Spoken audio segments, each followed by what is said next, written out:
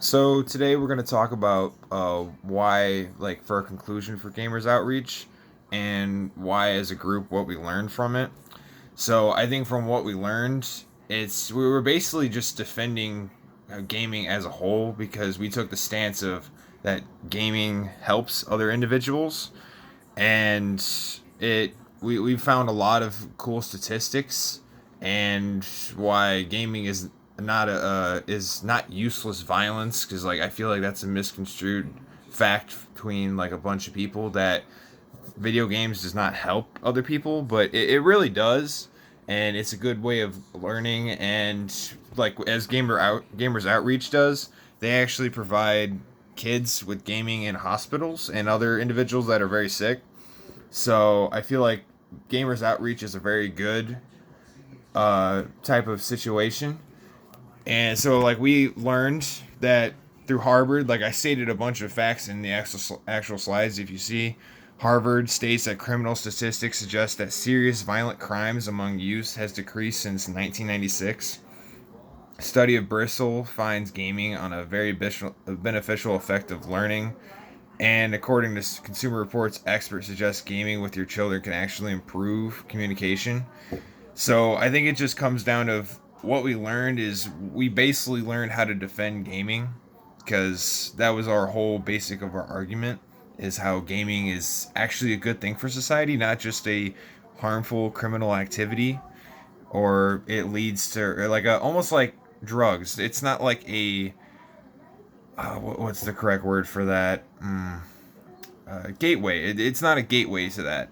So that's what I feel like we learned. What we can do for this project, or learn from this project in the future, is I feel like we've learned how to get sources a little bit better, and we've definitely learned how to format papers a little bit better. We can use that in future classes, especially, and I've noticed in my previous classes, I can actually learn from this and use a lot of this stuff in the future. I can learn. I can use. I used to have I think this year I had it helped me with my midterm, because I already had stuff about self-driving cars made, or stuff like that. And so it could definitely help us out in the future. And what would you do differently if you do this project again? Obviously, coronavirus would definitely be a thing I would not want again. So that would definitely help if we were able to see each other as a group, so we can communicate. I also feel like it'd been a little bit better if we had a whole slide due to just for refutation, or just going at the counter argument, because I feel like there is a lot of counter arguments to this, especially with gaming and how it's looked at. And if you also look at, because Gamers Outreach posts their financial legal statements in there, and they actually post their fiscal years. And if you look deep in those, it actually shows you that the CEO was making over $150,000, which is kind of sketchy for a nonprofit, I believe. So I thought that was a little bit sketch per se.